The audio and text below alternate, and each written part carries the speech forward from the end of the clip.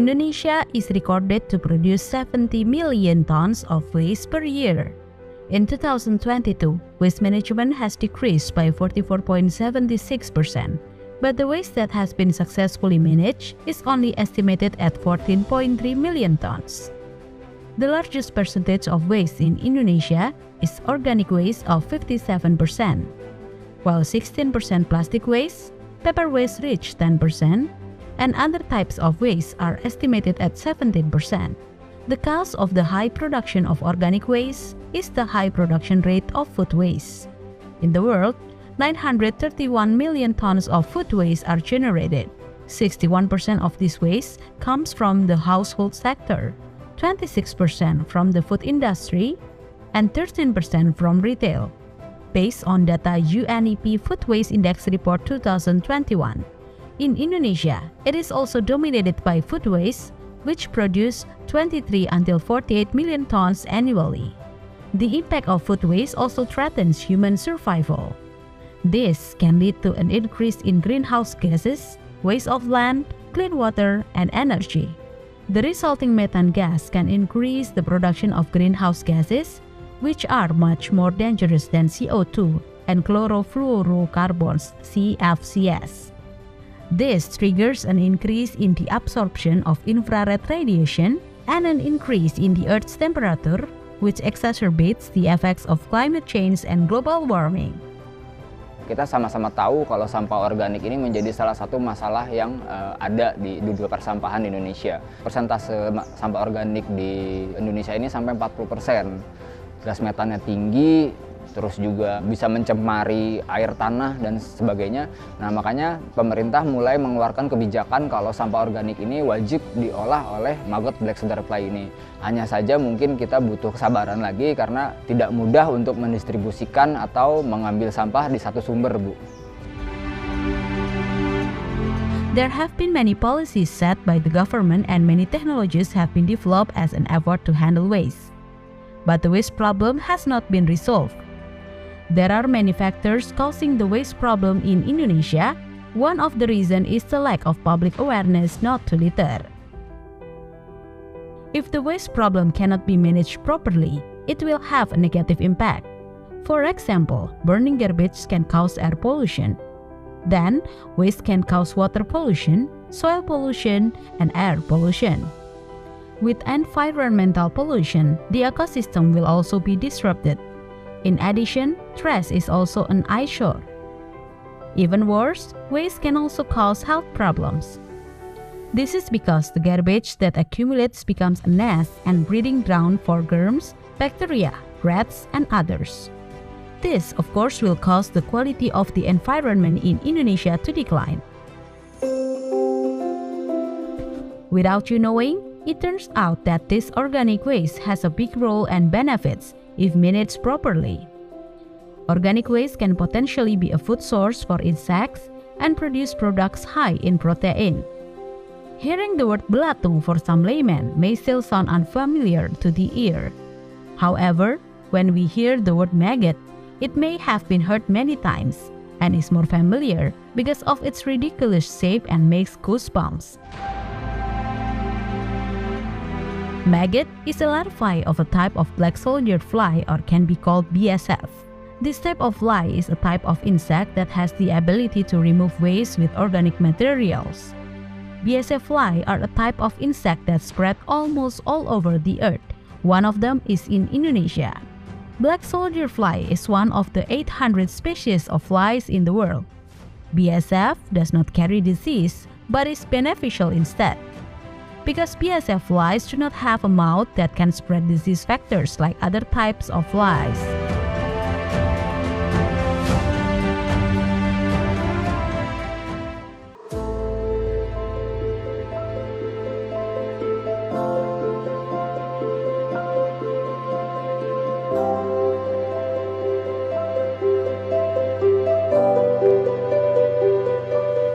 As already mentioned, maggots are larvae of a type of fly that originally originated from eggs and metamorphosed into adult flies. Who would have thought that behind it all, maggots have the potential to be cultivated? Maggots or black fly maggots have high economic value besides that they are also beneficial to the environment. This bioconversion process by maggot can degrade waste faster, odorless, and produce organic compost. Maggots mainly eat organic waste, do not transmit disease, and contain high protein, so that they can become ideal animal feed.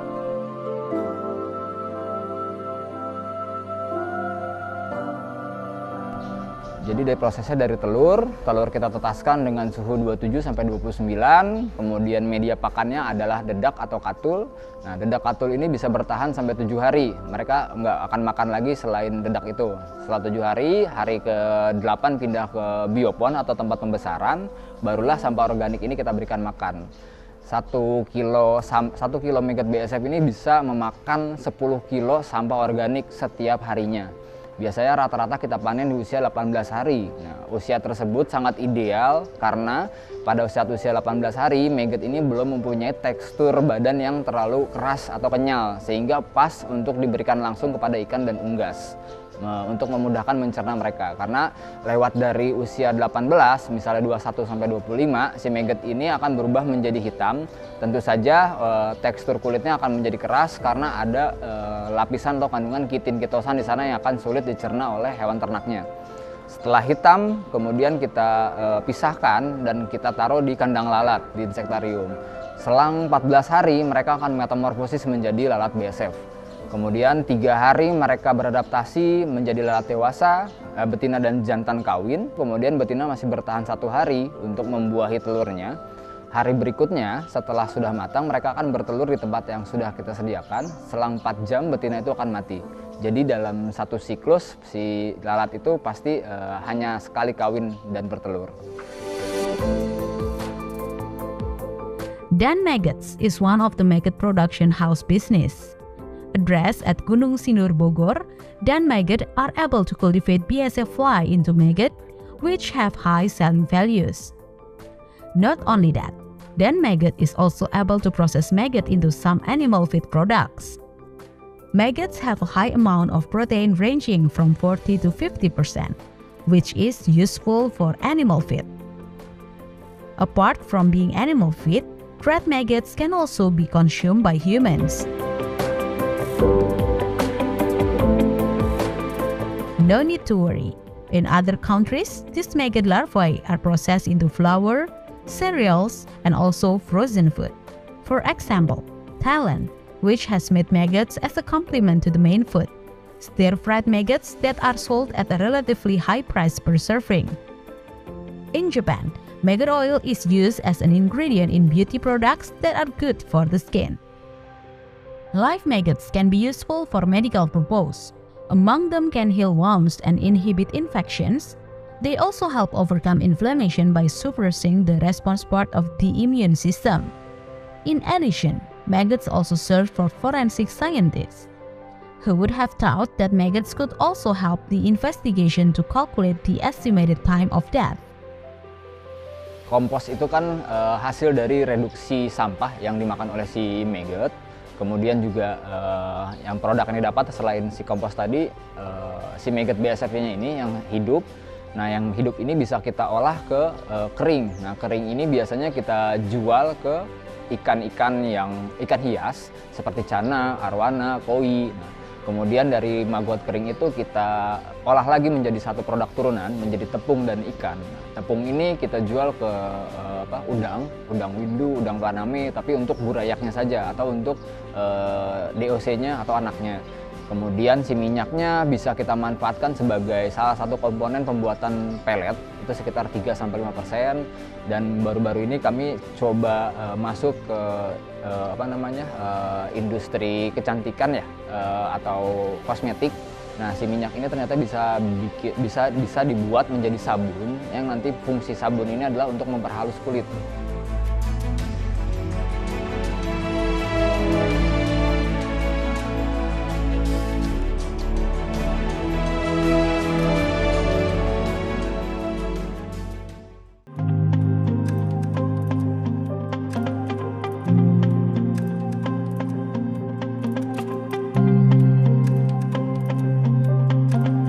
The initial process of the Dan maggots team in reproduksi maggot larvae is to collect organic waste for the black soldier fly BSF to eat, organic to be eaten by black soldier fly BSF.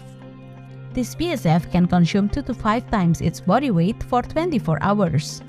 Black soldier fly is tasked with overhauling biomass and reducing organic waste, reducing odors commonly caused by waste decomposition, eliminating pathogenic microbes and compounds that have the potential to cause environmental spread.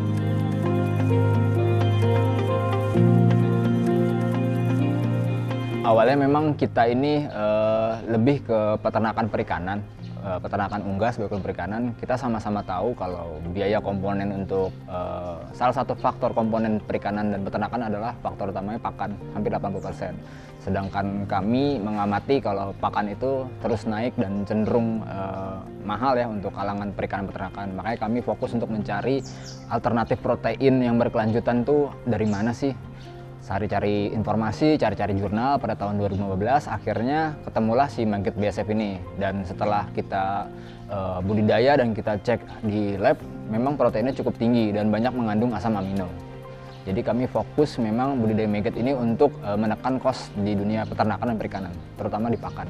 Pernah ada permintaan seperti itu, cuman memang mereka memberikan syarat balik karena mereka untuk konsumsi manusia, jadi maggotnya jangan dikasih sampah, tapi kayak produk turunan dari sawit, palm kernelnya, atau dedak atau katul seperti itu.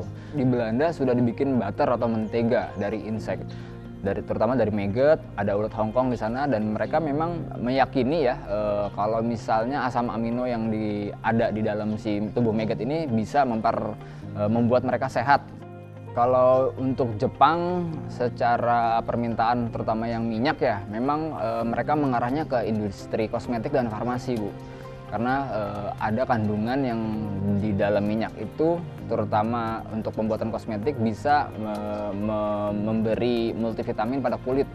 Atau satu kasus pada saat itu ada orang yang diabetes di Jepang. Nah, mereka bikin dari minyak, ternyata percepatan untuk kesembuhan si orang diabetes itu lumayan dan berpeluang untuk bisa diproduksi secara masif.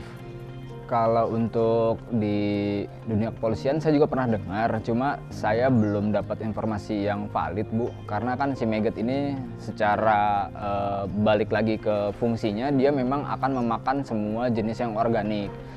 Mungkin yang dimaksud tadi Ibu adalah seberapa cepat dia memakannya dari tingkat kebusukannya. Makanya bisa tahu itu si orang itu udah meninggal kapan gitu kan, dari percepatan mereka makan. Kalau dari cangkangnya, Bu, cangkang dari hasil metamorfosis, dia akan meninggalkan cangkang yang berwarna hitam ini. Nah, biasanya akan meninggalkan kandungan namanya kitin dan kitosan. Nah, kitin dan kitosan ini bisa berpeluang untuk menjadi bahan baku pembuatan kapsul di dunia farmasi. Jadi kan kalau nggak salah saya baca ya, permintaan untuk kapsul terutama dari kitin kitosan itu tinggi banget. Nah, ini jadi salah satu peluang. Cuma kita ini masih terkendala di riset dan pendanaan, Bu.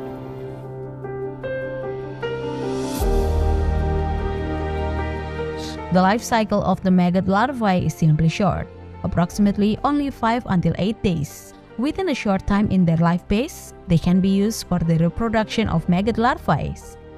A female BSF fly hatch 400 until 900 eggs on the 4th day and will die at most 4 days after beaching, while male flies will die after they mature. Minat peternak di perikanan, di peternakan itu mulai tumbuh itu pada tahun 2020 ketika pandemi, ketika pakan pelet atau pakan pur ayam itu mulai naik. Nah, mereka sudah mencoba pakan si maggot ini dan ada efek si ikan dan si ayam ini lebih sehat.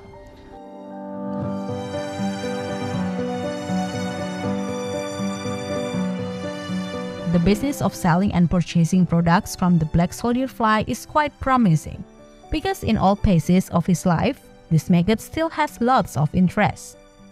From egg to dry maggot, the dry maggot export demand is very high, with high interest and cultivation categorized at least, making the price of maggot in the market slightly high.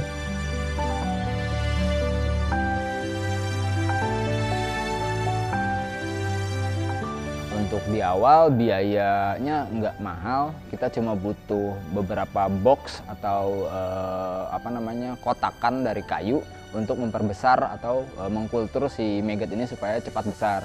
Itu sekitar 200.000 kita sudah bisa memulainya. Nah, nanti tergantung dari minat teman-temannya akan menjadikan model bisnisnya seberapa banyak. Itu bisa dihitung dikali lipatkan dari modal awal.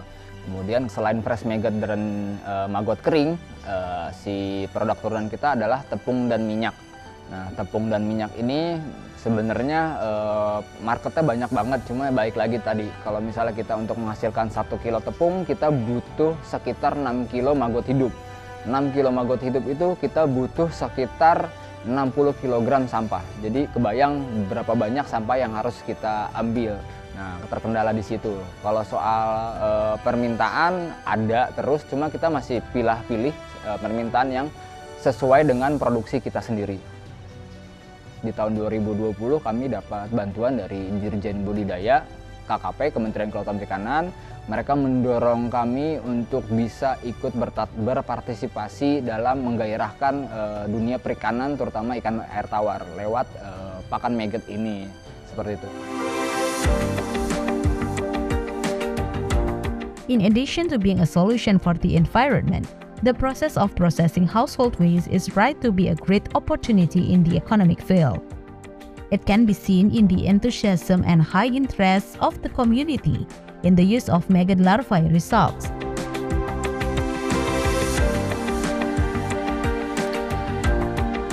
Kalau untuk mendapatkan sampahnya, biasanya kita identifikasi dulu industri atau restoran yang menengah ke atas mana saja yang mempunyai sampah organik dengan jumlah yang cukup untuk kita ambil. Biasanya seperti itu. Kita mapping, kita akan mencari yang satu jalur ya, tidak bercabang agar cost transport kita juga tidak terlalu mahal. Setelah kita dapat, baru kita mengedukasi mereka, Ibu, kalau misalnya mereka biasanya mereka kan membuang sampah atau diambil sampah itu tercampur. Kita coba juga mengedukasi dengan memberikan 2 tong, yang satu untuk sampah anorganik, satu lagi untuk organik. Nah, yang organik ini bakalan kita ambil atau kita jemput jika memang kuotanya sudah bisa menutupi cost transport kita. Kita bawa rata-rata dari Jakarta, Bu, dari Cilandak, Pesanggerahan, Tebet.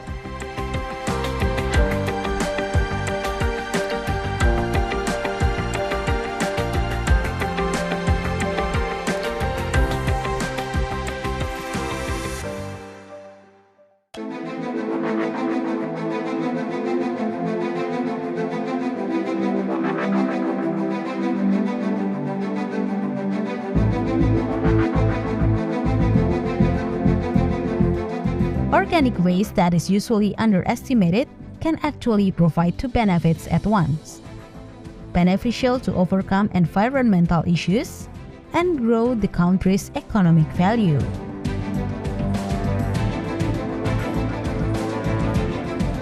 Kita pernah coba identifikasi ya, kalau kita lempar ke luar negeri itu memang cenderung mereka permintaannya di maggot kering. Dan ada beberapa persyaratan, misalnya seperti sampahnya harus homogen, nggak boleh heterogen, kemudian juga bahan baku yang digunakan itu harus bersih, artinya sampah tidak termasuk untuk jadi persyaratan untuk mengirim maggot ke sana. Kemudian kita coba cari alternatif lain untuk penjualan, kita coba mengambil data di Dinas Peternakan Kabupaten Bogor, ternyata memang permintaan atau jumlah peternak ikan dan unggas di Kabupaten Bogor ini luar biasa banyaknya.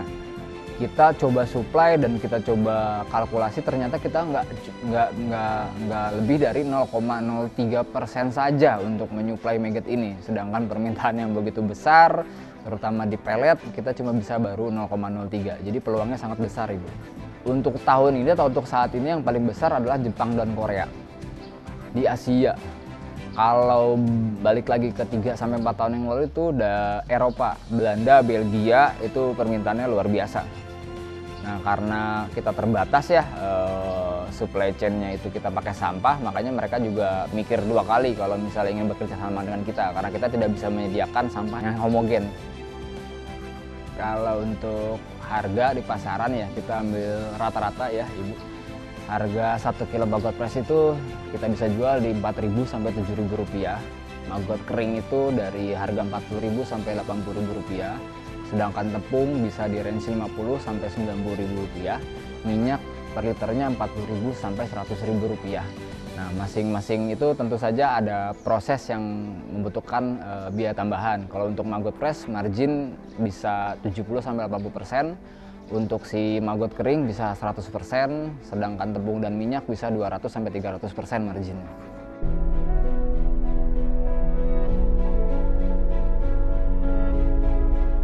With the many advantages that can be generated from maggot cultivation, there are also challenges or obstacles that are often encountered in maggot cultivations. Errors in feeding for maggots are one of the obstacles. Lack of nutrient intake for maggots can inhibit the egg-laying process of adult BSF lice. The threat of predatory animals such as ants, lizards, and rats can also make maggots fail to harvest. In addition to the above, there is still one obstacle that can make crop failure or yields that are not optimal, namely weather factors. Rainy season conditions are considered an obstacle to the mating process of maggots. If the weather is shady and there is no sunlight, the maggots may die, and the mating process of maggots should be with bright condition of sunlight.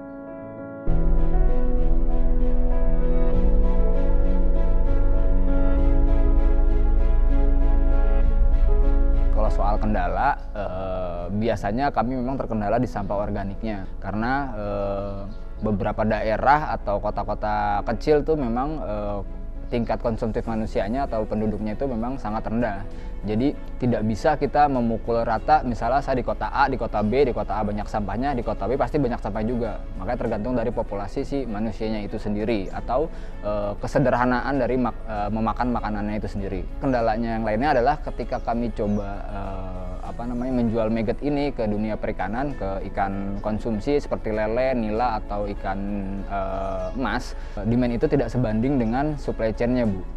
Misalnya permintaan mereka maggotnya bisa sampai 2 ton per hari, sedangkan kita bisa produksi bergantung dari sumber sampahnya.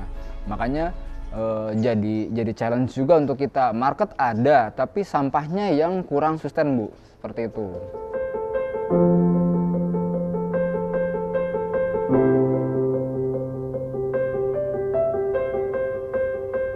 Ari, a youth who has the idea to create this maggot production business, hopes there will be great interest from investors or the government to help him develop this maggot cultivation business. Not only for personal benefits, but also to help reduce waste problems in our country, in particular, and world waste in general.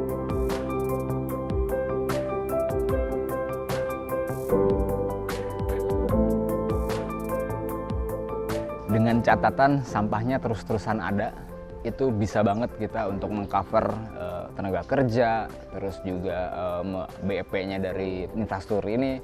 Kalau misalnya kita terus-terusan dengan kapasitas yang ada ini, kapasitas kita ini 800 kilo per hari untuk yang press maggotnya. Kalau sampahnya terus-terusan ada, BEP itu mungkin di 4-5 bulan sudah terjadi. Harapan saya sangat besar ke pemerintah, terutama ke DLHK, Dinas Lingkungan Hidup Daerah atau Kementerian Lingkungan Hidup.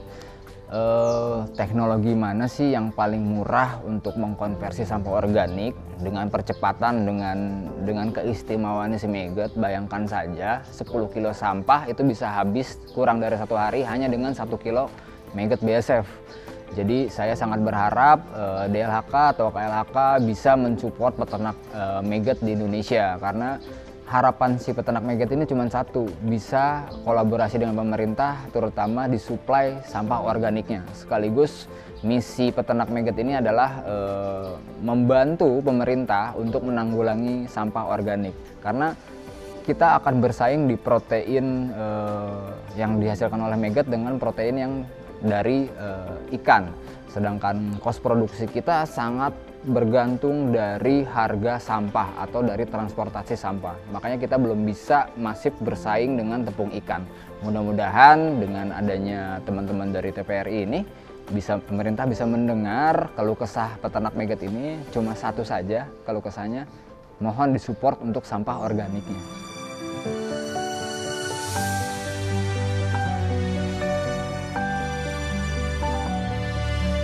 lack of obstacles that can be faced in this cultivation, the more it opens up great opportunities for you to start thinking about this maggot business opportunity. With minimal capital, you are guaranteed to get a large income. Moreover, the demand and need for maggots are getting higher at this time.